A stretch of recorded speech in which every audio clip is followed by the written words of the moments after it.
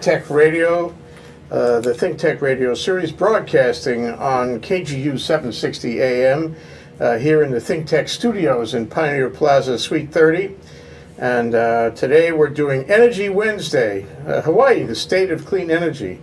And we're talking about the forum, the Hawaii Energy Policy Forum takes on energy metrics, okay, with Carl Freedman and Jon Taffel. That's right. Thank you for coming down. Say hi, Carl. Hello there. Did a good job. Thank you. And John? Hello.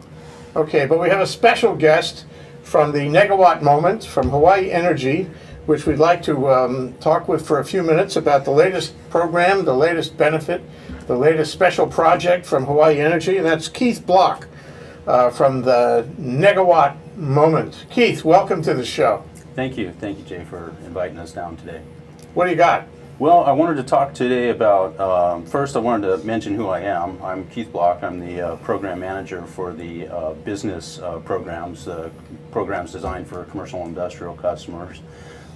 We are a ratepayer-funded conservation and energy efficiency program for the counties of Hawaii, Honolulu, and Maui counties. I help businesses save energy, and we do that with a bunch of financial incentives. Okay, well, putting that all aside, which we hear about that every week. Yeah. Now, what's special this week? What is Hawaii Energy doing for us now? Today, I mean, most of the time when we come down to talk to you, we've got very specific measures that we talk about and hopefully let our customers know, give them ideas on things that they can think of. But today I wanted to let you know about a program that is really designed for, it's kind of like our catch-all program, and it's called our Customized Incentive Program. And a lot of times when we're working with commercial and industrial customers, they have a greater level of expertise in their processes and in their business than even we do. So in that case, we have this Customized Incentive Program. Basically, our engineers work with the facility engineers, work with the vendors and the manufacturers of the equipment. And essentially what we do is we figure out what that the energy savings is going to be, and then what the value of that energy savings is, and then we base a rebate based on that. Okay, so give me an example how I could come down and apply and get a benefit.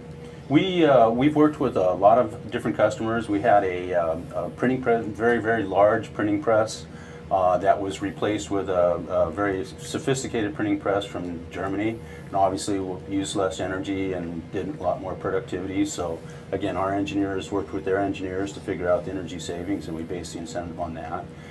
We've also worked with laundries and improved their processes. There's a lot of different projects that we've worked on, and again, like gave incentives based on the value of the energy savings.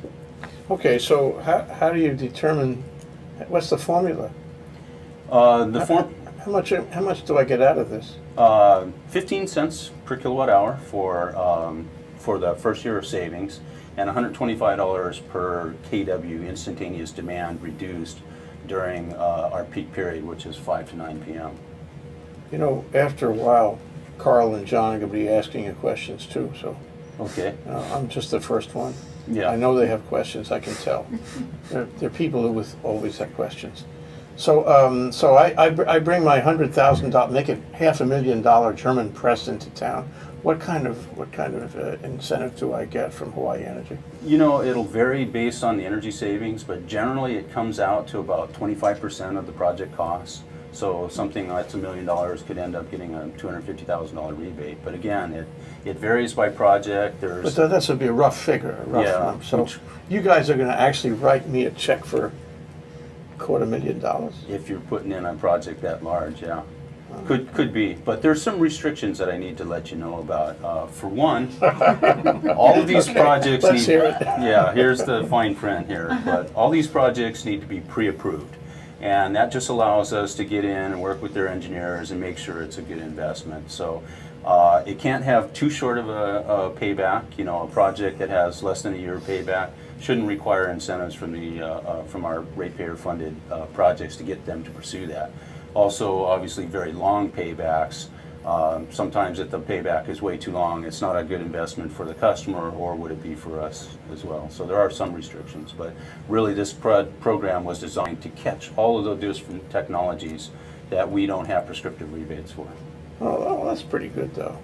So how do I find out about the restrictions? Are they on your website? Yes, they are, and you can go to our website at hawaiienergy.com. What was that again? hawaiienergy.com. That's what I thought you said. All one word, hawaiienergy.com. And there's a business tab there where you can go in and you can find all of our prescriptive rebates, all our applications, customized rebate applications. So you've been doing on a regular basis? This is a program we've had since the very beginning, and really, like I said, it was put together to catch everything that that we didn't have prescriptive rebates. Are you handling the program? If I call up with my German press and I want help on that, you'll be the guy that answers the phone?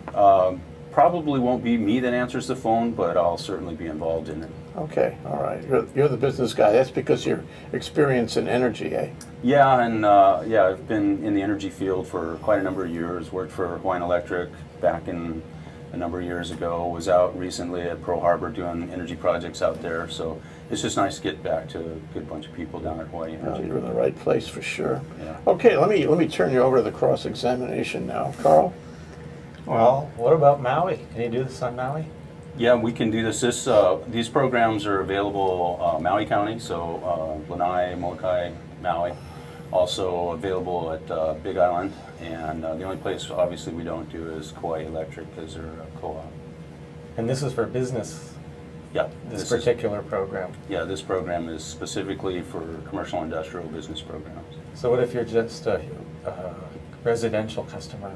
We have stuff for residential customers, but that's a lot more prescriptive. It's solar water heating, it's those types of things, Energy Star appliances. So we have rebates for residential customers, but usually residential customers aren't the ones that have the engineers and the ideas on these big projects. So what does prescriptive mean? Prescriptive is, there's a technology like a T8 lamp, and we've just got a certain dollar figure for every T8 lamp you put in, or fluorescent lamp or compact fluorescent. There's a very specific dollar figure that you get for every compact fluorescent you install. So this customized thing, it's like for the weird stuff. It's for the weird stuff. Yeah, okay. It can be the more fun stuff, actually. I like to think. A little redirect on Carl's Cross. You said that you didn't do anything in Kauai. Who does? Kauai is a different utility company. Yes, yes. They're a co-op, and so they're not a for-profit utility, so they're doing their own stuff. So they have programs as well. They're similar in a lot of ways, but they're administered by the co-op over there and not by the public benefits fees. So you just don't get involved in Kauai deals? You don't provide incentives on Kauai? No, we let them take care of that themselves. Okay, well, we'll have to ask them what they do exactly and see if they match up to what you're doing. Yeah. Okay, John, your turn. I warn you, John is an analyst. He has very incisive questions. Yeah, I'm curious a little bit about the time process of this program. How long does it take to go from a call into you folks and then review of the process and receiving the rebate? Obviously, with the prescriptive program, it's a lot quicker because it's just a straightforward application. You tell us what you did, give us receipts, that kind of stuff, so we can document the transaction, and it's quite a bit quicker. So that's maybe 6 to 8 weeks between installing the equipment and getting a check from us. This project that I was talking about, this customized rebate program, it can be anything, and usually, like I said, it takes pre-approval. Excuse me. So we start working with the customers even before they've, in fact, many times even before they've designed the thing. And we work with them all the way through installation, and then afterwards we do some verification monitoring. And then after that we base the incentive check on the energy savings. So it can be a lot more involved process, so it's really hard to give a time figure on that one. Okay. Well, what else you want to leave the people with? Give us your closing advice and suggestions. They're out there. You can actually talk to them. Okay. What do you want them to do? Well, I guess the first thing I would say is check out our hawaiienergy.com website. We have all the information on all of our programs and all the incentives that we have, and that's a great place to start. And if you can also on that webpage find our phone numbers, and you can give us a call, and we can start helping you immediately. Okay, well, thank you, Keith. Thanks for coming down. I hope we see you again on one of our Wednesday Energy Specials, Hawaii, the state of clean energy. And you can talk more about this program, or any other program you're doing to benefit of energy efficiency in Hawaii. Thank you, Jay. Thanks for inviting us. Thank you, Keith. We're going to take a short break now for these messages. We'll be right back. Stay there for ThinkTech Hawaii and Energy Wednesday. Hawaii, the state of clean energy. We'll be right back. Okay, now we're going to switch. Sharon, you want to come in or what? Well, let's see. Who's going to do this thing? Nobody. Well, I can do it. Just leave it on the. Huh? You want to? Just do it on the whole screen thing? You want to talk? You want to stay around then? We got a seat for you. No, that's all right. Okay. Thanks. Thank you. Okay. You I'll come back. Okay, yeah, That's why why I don't you kept come in? looking at Just you, leave it because on number I know one, you right? know all these Okay. numbers by heart, right? I mean, you were involved with getting them set up, right? What is prescriptive? Yeah, thanks. I like the cross-examination, huh? Nice to meet Thank you you. very much. Appreciate it. Nice to meet you guys. Good to see you again, Carl. Thank you. Bye, Shan, thank you. Okay. Okay, why don't you strap in? And we'll make believe we're having a radio break now. I'm watching the clock. So the commercial comes in later. Yeah, they'll put the commercials in. Okay. See, we have like maybe one more minute, then we'll go back. This way I can keep the time. What that? that? Yeah, I'm getting confused because we didn't start on the hour. So this is a part where they would put in commercials. Okay. Okay. We don't get to do the commercials? No, would you like to do a commercial? Yeah. This is your opportunity because they'd be cut right out. And go. But you can practice. I think we should do like, the fourth metric is brought to you by. Okay, let's start up again. We'll spend 15 minutes in the second segment of the show. We're back. We're live. We're ThinkTech. It's here on Energy Wednesday, and guess what? Sharon Moriwaki has joined us from the control room, where she was helping a minute ago. Sharon is the co-host in this show and the co-chair of the Hawaii Energy Policy Forum. And I might add that Carl is a member of the Energy Policy Forum since 1937, when, am I right? It was close to that. Close. It was closer to that day than it is to this day, okay? And we have Jon Taffel. Jon is a energy and sustainable analysis engineer person, something like that, Yeah. with a company called KEMA, DNV KEMA. DNV Kima. Okay, energy and sustainability. And Jon is actually helping Carl in developing the Energy Metrics program. So the Energy Metrics program is a very important program undertaken by the Hawaii Energy Policy Forum a couple of years ago, and Carl's been working on it all that time. I think the first thing we should do is we should say to the people what the program is and how it got started and what its original purposes were. And then we can dig in and drill down. Carl? Well, one of the goals of the forum has always been to figure out some way to measure how much progress we're making and what type of a job we're doing as a state towards the forum's goals, towards the clean energy goals the state has. And we have a lot of policy, a lot of decisions, a lot of money, a lot of investment being made in our energy future. Is it doing us good? Is it doing us what we want to do? So the effort to develop metrics started with the forum itself deciding how to frame the project. We put the project in 3 phases, although what's in each of these 3 phases keeps changing. Sometimes I look at phase 2 and it's got the first 3 phases in it. But in general, the original idea was we would first have a stakeholder group. We'd get people from all different professions, all different groups together, different interests, and just ask the question, how are we going to measure progress? What's good? I mean, what types of things would be success? And what do we want to measure to do that? And so there was a stakeholder group that went on for better part of a year with various meetings and work between. This is the public. Well, it included members of different government agencies, the university, Public Utilities Commission, legislators, environmental groups. How many members? You might want to say how many members. It was broad. It was a number. Yeah, of well, different- the forum has like, what, 50 members, something on that order. I think the stakeholder group was kind of a different cross-section. I probably had about 20 different constituencies, you know. Very there. broad. So you would meet in a room and you would say, here's what we're thinking about. Have you got any suggestions, additions, deletions? I would what say, have you?" okay, how do we measure progress? And somebody would say, well, how much oil are we using? And somebody would say, well, you know, but we're growing, you know. Oh, so maybe it should be the amount of oil per person. And so I say, oh, but what about the economy is growing? Maybe it should be the amount of oil per dollar in the economy and things like that.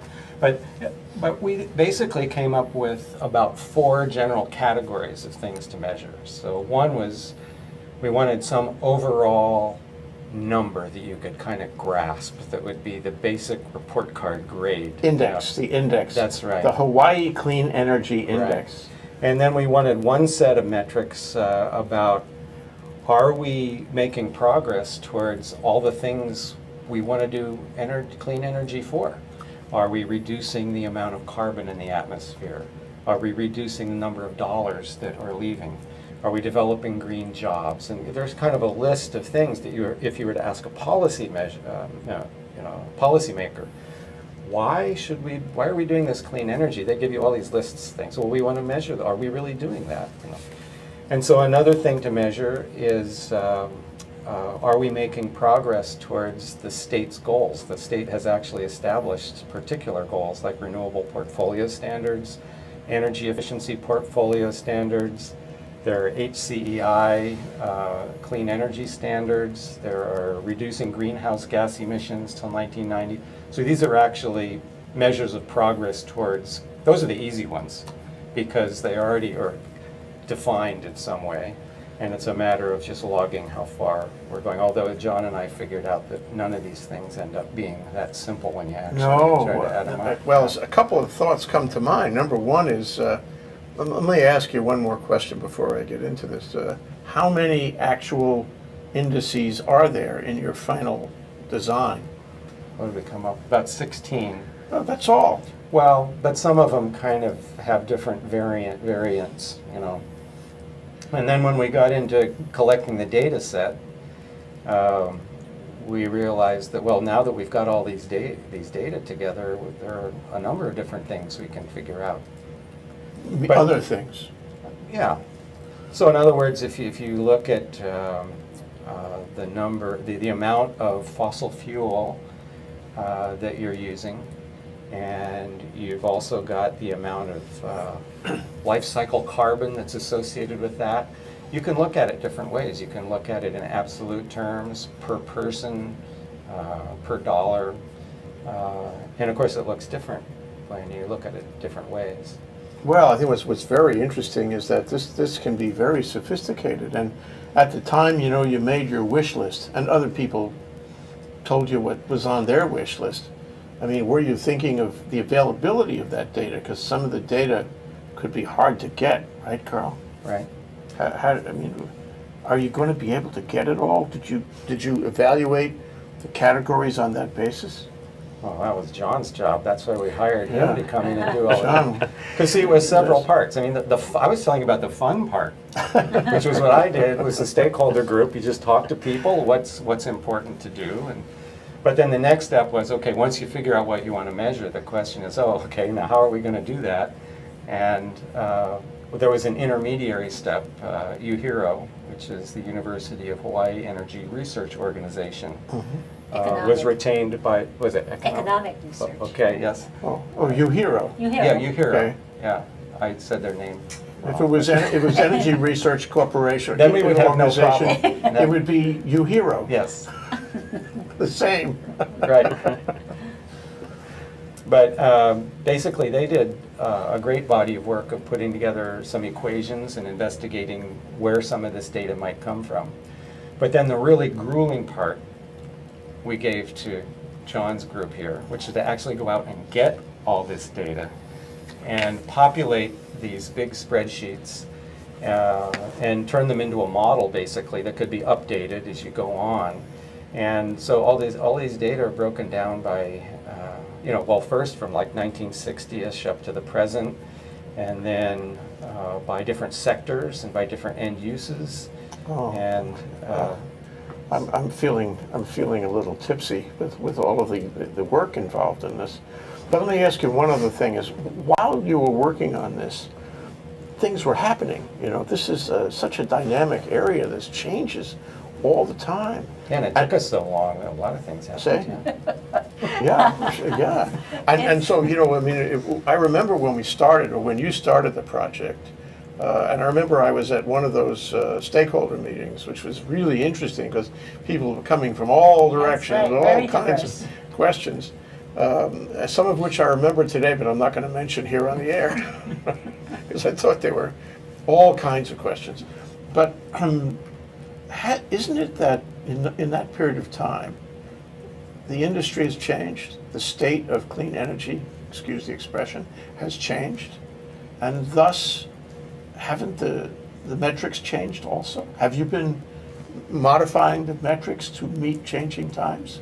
Or did you find metrics that were essentially, that wrapped around all these changes?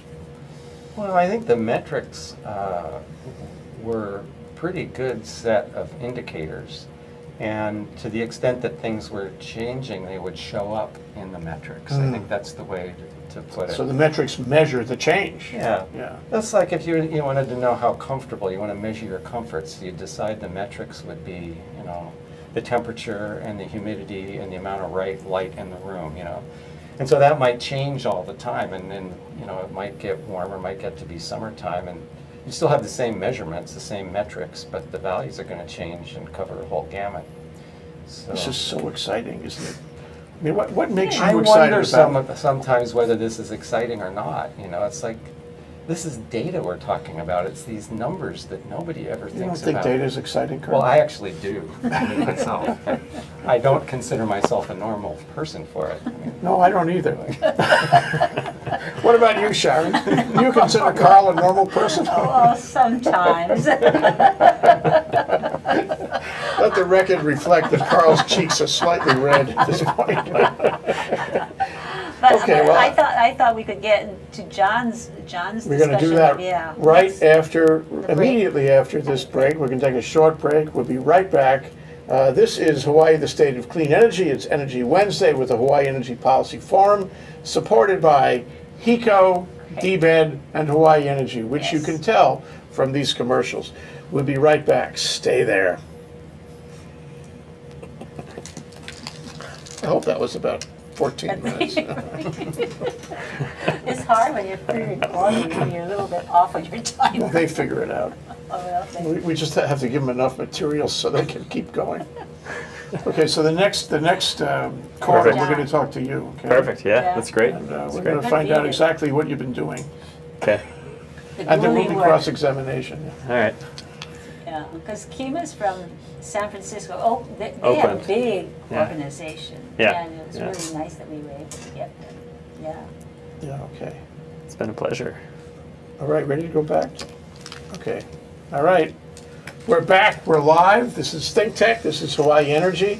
This is Hawaii, the State of Clean Energy. It's Energy Wednesday. And we're here with Carl Freedman and Jon Taffel and my co-host, Sharon Moriwaki, talking about the forum, that's the Energy Policy Forum, takes on energy metrics, an important project of the Hawaii Energy Policy Forum. And now we're directing our questions at Jon Taffel, who is an analytical person at least. Yeah. that's What's your right. That's proper right. title, John? Senior energy analyst. It's the proper How did you get nomenclature. to that level in life? It's been a good campaign towards collecting data, reviewing it, analyzing it, and presenting it for folks like these guys. Do you find it as exciting as Carl does? Carl, 1 to 10. What do you find? I get excited. Yeah. Yeah, I You get didn't answer excited the too. question. Is it 10 or 8? these metrics, you know. Well, I tell you why I get excited, and you guys can agree or disagree. I mean, you know, it's so hard to do an initiative of, you know, fresh material, fresh development, and we don't know where we are on the track. Sometimes we don't know, you know, actually where we're going, but we need to have some sense of our progress, and these metrics can give us that. And if we have good metrics, then it will encourage us to go all the faster. We'll be encouraged by what we find we've done. Or not done. If on the other hand we find that the metrics aren't so good, that will also likewise encourage us to go faster. So either way, it's like going on a diet. You need to weigh yourself every That's morning. right. You don't have to right. worry about this, but others at this table may have to worry about it. Okay, so John, what did you do in school to get to be an energy analyst like that? Oh, you want to go there? Okay. Do we have enough time? We want to Did you hear bring what your he's CV doing. along? You have to hear what he's doing too. So just a snippet. A snippet in here. background.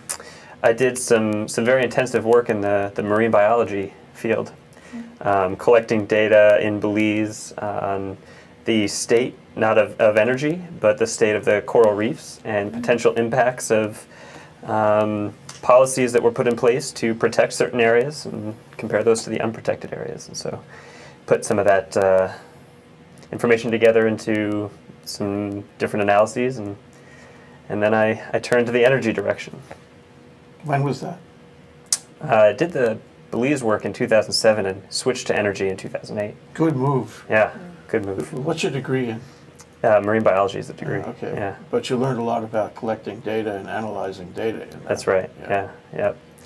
Okay, so then somewhere along the line, you and Carl Freedman connected, and I bet you Sharon Moriwaki was involved in that process too. Okay. Yeah, the organization, DMV Kema, who I work for, was involved in getting together with these guys.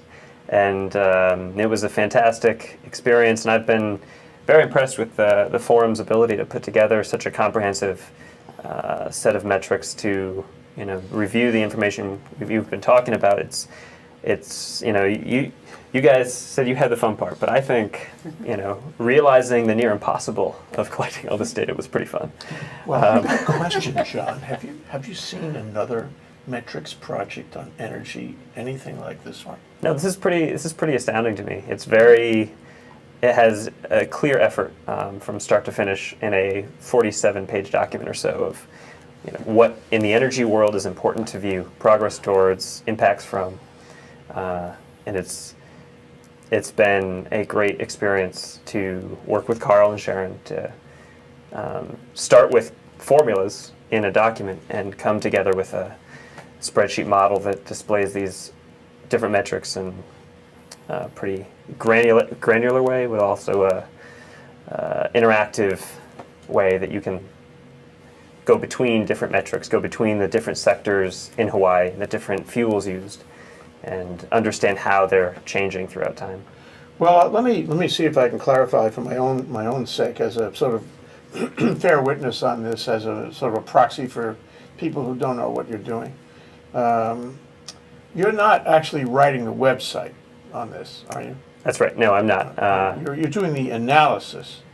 But I'm right, collecting data and putting it through some calculations that were defined by the forum to present sort of a dashboard, table of data that could be broken down and listed out in a very disaggregated way to then be put forward through another tool if it were available that could then display this information. So- updated. with And links to updated. But update that's it. yeah. Exactly. So how do you get data? This is sophisticated data. I mean, I'm sure some of them are easier than others, but others are harder than some. I get that right? That's right. So what do? Make a call, say, hi, my name is Jon Taffel, and I need some data. Would you mind reading some numbers to me over the phone? Is that the way it works? Some calls are involved, some clout behind the Energy Policy Forum throughout Hawaii has been very helpful. Yeah. The forum actually listed out a few guiding sources that they recommended we go to, and that was a great effort on their part, which really led down some very successful data mining pathways. And that would lead to a document that would have some sources listed at the end. We'd go track down those sources, contact authors of papers that had further information to share. So it was really an all-out effort, source after source. But whatever you get, you have to keep on getting. In other words, when you start this analysis, when you start this presentation on day one, you have to be able to find the changes in the same categories of information on day 2 and 3 and 4. Right, To set absolutely. up channels of information that are always coming at you. How do you do that? Right. Well, one key thing is to make sure that the data that you're bringing in is going to be, or is planning on, an annual update, or as close to annual as possible, so that as we were saying, that the model itself can be updated and track the progress over time. So that's a real key question when you're asking for the availability of different sets of data. That is it going to be available? And then the model is built so that you can paste in this information into one location, and that will feed into calculations in other sections that automatically track the progress. Yeah, forgive me, but I'm interested in that a lot. Yeah. So somebody sends you, for example, a spreadsheet. Right. And they say, John, thank you. We'd like to cooperate with you. We think your project is very important. So we're sending you this really big spreadsheet. Now you have to figure out how to get the data from the spreadsheet into, I guess, your database, because you create a database to make your analysis, right? To apply your algorithms and formulae and so forth. And Right. so somebody is either going to have to cut and paste that or type it in with his little fingers. That's right. Yeah, it's designed to be a cut and paste exercise, so that you have one tab of information that was copy and pasted from a source, and the expectation is that source will continue to be available and presented in the same way the next year. And when you paste it the next year, there's already a column for that year of data that's being fed into the rest of the model. And so that is designed to be a copy and paste, and there's always the possibility that these data sets change, and a person is therefore encouraged to be the manipulator of the updating process, but not a robot. Well, it occurs to me anyway that you need continuity. Right. You need continuity of the sources of data, you need continuity of the person who goes out and taps those sources, whatever interval is involved. And if the source of the data gets lost, your numbers are in jeopardy. If the person who's getting it, gets lost, then you're in jeopardy. And I suppose it sounds like to me, John, that this has got to be written down in some great big manual about exactly where everything is located and how you get it next year or whenever is the next time, right? Yes, absolutely, Jay. All part of the package. All part of the package. So that's what we're A deliverable. a as it were. deliverable. Yeah, That- thank you. In the indeed. contract. It's in the contract. I'm just trying to be helpful here. We thought about that. Absolutely, yeah. And so that's part of the end package of information that will be available. Okay, so now you have the data, you've identified what you need, who you're going to get it from, how you're going to insert it into a database, and you need to analyze it. This is your forte. This is what they pay you the big bucks for. So how do you decide what kind of formula to apply to what kind of data in order to get the right, or at least a meaningful result? Sure. In this particular case, what we've done is really the Hawaii Energy Policy Forum, and through your hero, designed the formula that we ended up using to the greatest degree possible. And while trying to get some of the data available, we found that certain things needed to be adjusted slightly. And so that's just a matter of looking at what your end goal is, what you're trying to calculate, what data are available, and then looking at the suggested formula and trying to get to your end result. And it was a good challenge of considering that available data and doing the best we could. Well, I think you have to, it's like your home office is in Oakland, California. Right. So you're here I mean, this isn't your regular home. This is a job. Right. But it strikes me that in writing the book, in evaluating, where you're going to get the data and how you're going to use the data, how it might change while you're working on it, you've got to take a look at Hawaii. You've got to see Hawaii as an organism of information. I like that phrase, don't you? It's an organism of information, and you've got to understand it. You're manipulating it every time you create a report on this. So it requires local study, so to speak, don't you think? Sure, absolutely. Yeah.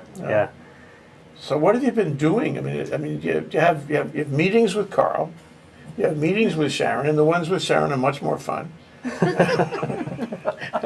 I'm not saying that it's not fun with Carl, but I guess the question is, when you're all ready from those meetings to go and do your thing, what do you do? Get a cup of coffee. Good. We start there. Yeah, and San Francisco, Oakland, the Bay Area has a great taste for a variety of coffees, although this is my first experience with the What's your Kona, favorite kind? Kona coffee. This is the time for a commercial. Blue bottle's fantastic. Do you have a favorite Kona blend? I mean, is there a good brand? This is. I don't drink coffee, John. It's a fine answer.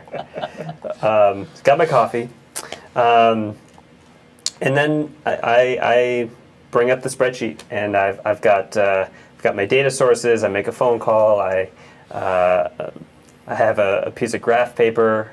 I jot a lot of ideas down of how I think I'm going to try to get to my final end calculation, and then I just try to fit the puzzle pieces in place. So you know where you're going. You know the ultimate number you're looking for. You've already sort of decided on that, and you have the data, and you have to sort of squeeze that all into the bottle somehow by way of a formula. Right. And you've got to write the formula. Is it an algebraic formula? It must be complicated, huh? The formulas are a variety. How would you describe any of the? Well, I think it's more than just gathering the data. John's also put together a model. It's in a spreadsheet format, so it's displaying. Tell us what a model is, Carl. Well, I think a model is, in this case, it's a spreadsheet model.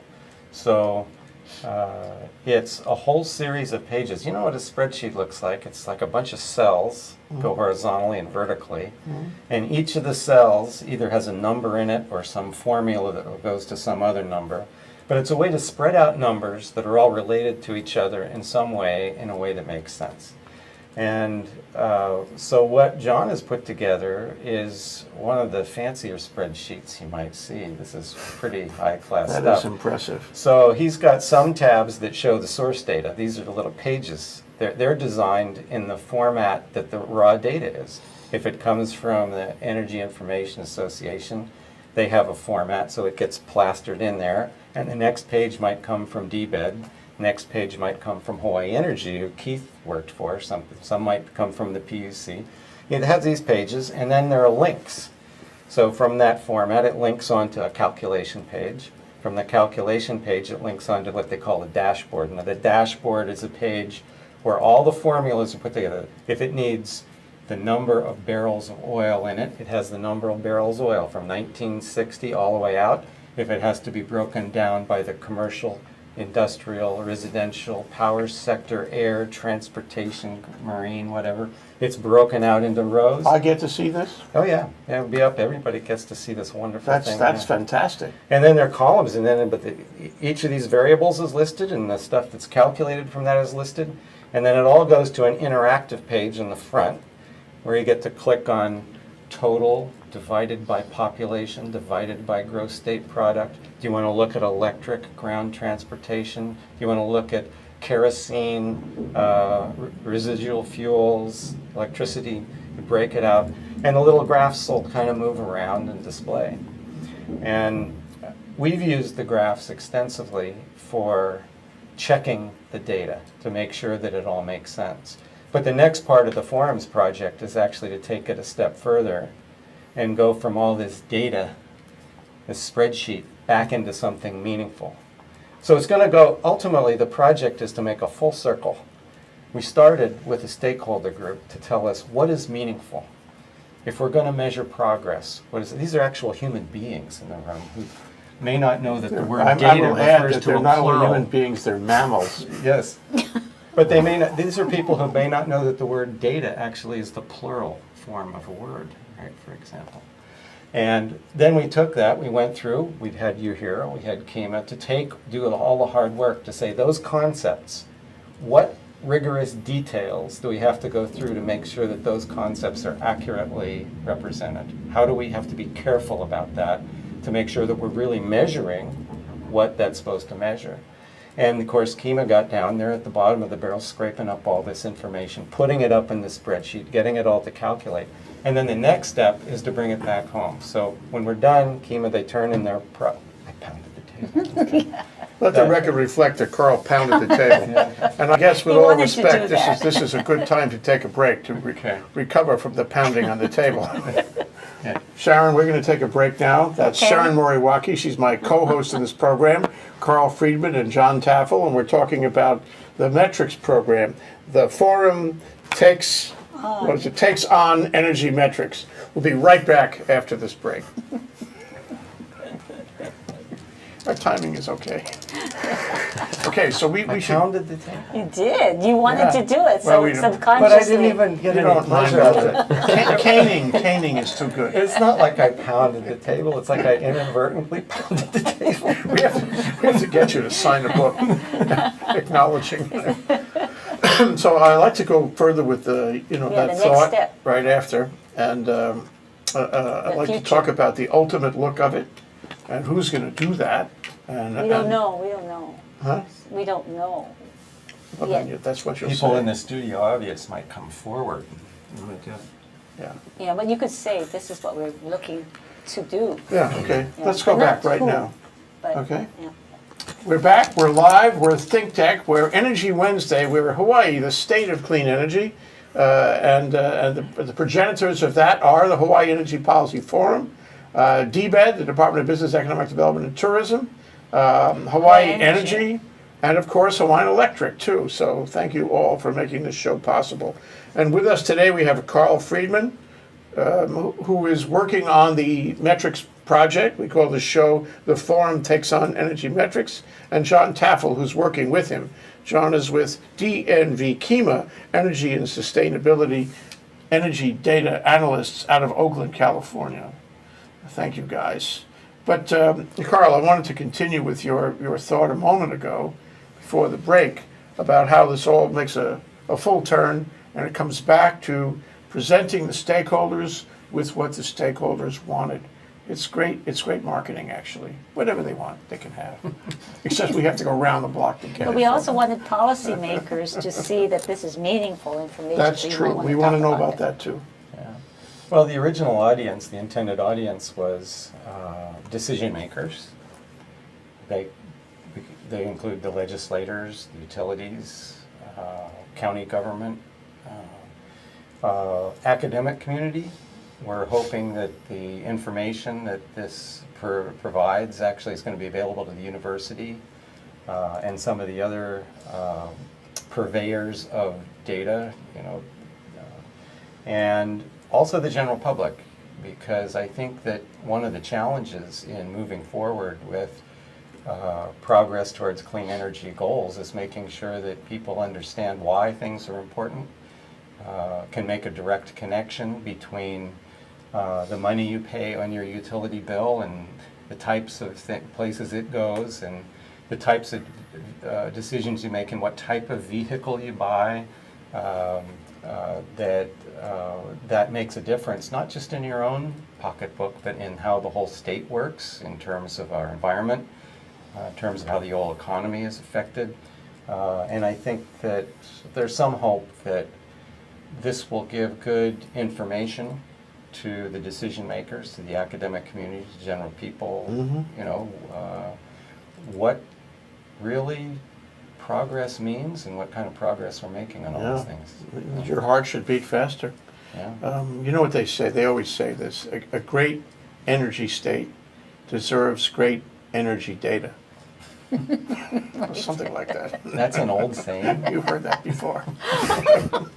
John, turning back to you. So you get it all in a spreadsheet. You have all these formulae, and you're coming up with indices and reports, presumably out of all this data, which you want to present to somebody. And to me, that's a critical moment, because it's meaningless unless the guy who looks at it understands what you have there.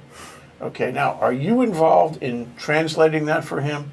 Do you think of the nomenclature for the labels and tags and presentation devices, presentation structures on the website, or does somebody else? Or do you work in collaboration with somebody who's building the website that's going to present this, did you say dashboard? That's the next step. Next Okay. step. The next step for the Right. forum, actually. Right. So I've done a preliminary, what I think, and working with a colleague as well back in Oakland, so that we have a preliminary set of presentation graphics.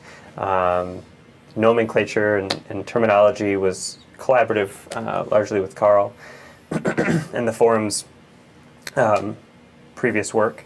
And then at this point, I'm turning this in, and the preliminary graphics just give us a sense of what the data look like, and that's, I think we both agree, Carl and I have talked about how it's a necessary step to make sure that what we're providing makes sense before we put it out there for others to look at and review. And at this point, I believe it goes back to the forum, and they will continue down the next step to give a little more refined and comprehensive visual On the presentation. Yeah. Yeah. Carl, you want to talk about the next phase and what we're trying to do? Well, I think the next phase is to take the information we've developed and the metrics and express them in some way that's meaningful. So that becomes a matter of not just seeing the data. What John's put together, you can see just what the data are. You know how to read a graph, you can see it. But how do you express that in a way that somebody can look at it or hear about it or make sense of it? I mean, and you get pretty creative about it. I mean, Well, I had a suppose- metric. I had a metric once that I think that had some meaning for, Keith's organization. They're trying to keep people using energy efficiently, and sometimes people get a new refrigerator, and they take the old refrigerator, and they just put it in the garage, and it's still plugged in. So what's the old point of having a nice new refrigerator if you're still running the old one? So what do they use the old one for? There's usually like a case of beer in there and some pop, and Terrible that's what- waste, yeah. So here's my metric was, how many beers a day does the refrigerator consume? So you can figure it out. You go to Costco or wherever you buy your beer, right? You figure out what the cost of a beer is. You know what the electricity is. It's an old refrigerator. It comes out to a couple, 3 beers a day that the refrigerator is drinking. Right? It's so That really has gets some home. meaning. Yeah. That has some meaning to people. People can make a direct connection between cold beer and an inefficient refrigerator. Yeah. So that's an idea, I think, about where the metrics could go, and it's a different type of thought than just looking at a graph of some numbers. It's more like, how do people think? What really means something to people that they can relate to, that they can, that relates to what we're doing with our energy. Well, let's take a real live example, if we could. So now the software is finished, or rather the website is finished, and there's graphics on there. I think graphics would be very important for the guy who doesn't want to go through a list of numbers. He wants to see it in graphic format, of course. And let's say I'm the chair of the Energy Committee and I have a bill. So I would be interested in this thing. I would be interested in whatever it says, however it can be interpreted, and I would want people to come before my committee and explain to me how this data, either supports or opposes a particular measure. So we all have access to that data. It becomes the standard by which the arguments are all made. You know, it's the raw material of policy. This is fabulous, Yeah. and you haven't seen this elsewhere, right, John? No, I've not come across something this comprehensive in Yeah. my experience. So, but can you give me an example, for example, of say Mike Gabbard, the Senator Gabbard, who runs the Senate Energy Committee? What kind of data would he look at in connection with what kind of bill, and how valuable would it be for him? Well, I think if you were to look at something like the renewable portfolio standards that the state has, there's an example of the legislators setting a goal. And the original goal that was set in the original legislation is 20% by 2020. Now, there's a metric for you, and where did that come from? 20, it's like it was cute, right? 20% by 2020. I don't think most of the legislators or the policymakers really had too much of an idea about, it wasn't based on this real careful analysis of what is practical, how much are we pushing ourselves. It sounded about right, and it was cute enough that it worked. And in the years that ensued, then we had all kinds of policy arguments about, well, does it include energy efficiency? Does it exclude energy efficiency? Or photovoltaics, do they get subtracted from the sales? You know, they had all kinds of issues. And so on one level, resolving some of these data-related issues have to do with actually how you enforce a standard that's set. And I think most of those things have been worked out, although in the area of energy efficiency, there's a place where, unlike the portfolio standard, the legislature said, well, we're going to have an energy efficiency standard, but instead of it being a fraction of two measurable, meterable numbers, which is renewable energy, which is metered, and renewable generation, which is metered, it was energy savings from some 2030 number, right? Well, that's not measurable. How do you...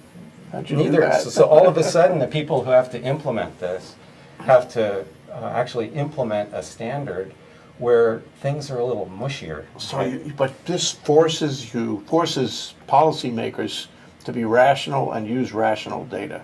Well, I think they can't throw it on the yeah. wall anymore. Well, and then when it comes around again, at some point, somebody's got to figure out whether the 20% number was reasonable, And change it. Maybe change it. We need to revisit our policies as we go forward to make sure they're really doing what we need to do. And I think one of the ideas of having good metrics is we'll be able to look back and say, hey, you know, having this policy for the past 10 years, of course we haven't had it, you know, but when we look back, having this policy for the past 10 years, we can see how much we've reduced our carbon footprint. We can see what we've done for our export of dollars for petroleum. And I think that should be of value to the decision makers in the future. You know what will also be of value, and I'm sure you've built this in. It's so you take an annual snapshot, annual report, annual presentation, charts and graphs and numbers on the dashboard with the 16 categories of information on that. But every year, it's different. And you have to compare it with the year before and the year before that, and you have to get a chart on how the numbers you are reporting on, are they themselves changing? So you can see the trends and everything, and I'm sure to a moral certainty, John, that is built into your model, Oh, right? yes, definitely. Absolutely. So we That's the can whole see what idea. kind of progress we're making. No, that was the whole And we idea. can go faster, go slower, what have you. We can change direction, whatever you need to do to respond to those changes. But you know, looking at these metrics now that they're developed, we haven't had much time really to start analyzing them in a sense, but it's not like the answers just jump right out at you and tell you you're doing a good job or you're not doing a good job. We have things that are pushing us around big time. When oil prices go way up or oil prices go way down, they affect the metrics. They affect, you know, how much money we're spending. And so we're trying to pull a signal out of some noise here. You know, we want to know over the longer term, balanced against what those numbers are. Like one of our metrics measures a difference of how much we're spending versus how much we would have been spending at current oil prices If we would not have made the energy efficiency improvements, if we have not improved the efficiency of our generation system, if we would not have put renewables in the mix. So if you take the old system without the changes and compare that a few years later with what our fuel bill is now with what it would have been if we wouldn't have made the progress. So that's an example of a metric that's trying to pull some signal out of this noise. But the noise is pretty extreme here. It's one of the reasons we're really behind. Our susceptibility to oil prices is so debilitating when we feel it bad. We'll be able to understand that better. We'll be able to understand the ripple effects of various changes in the data on other elements in the economy. You guys have done a wonderful job, no kidding. This is really the policy, energy policy forum. And I remember it was Darren Kimura of Sopogee, his idea in the first place that we should attack this, and it was a great idea. It had been well executed. It's going to have a profound effect on Hawaii, the state of energy, as no other place, John. And you can take this to other places and share it with them. It's okay. Appreciate that, Jay. Thank you. Thank you. Anyway, thank you all. It's been a great discussion. This is a great project, and I hope we can all get together here again the same way, in a few months, or whenever you tell me we're at the next iteration, next plateau, next stepping stone in making this possible. But it is very promising, and it will give us a handle as no other place. And it's fabulous that you're doing this. Thank you, John. Thank you, Jay. Thank you, Carl. Thank you, Sharon. Thank We're going you. to take a break now, and we'll be back next week. Aloha. Aloha. Hawaii, the state of clean energy. Energy Wednesday. Thank you, Carl Freedman. Thank you, Jon Taffel.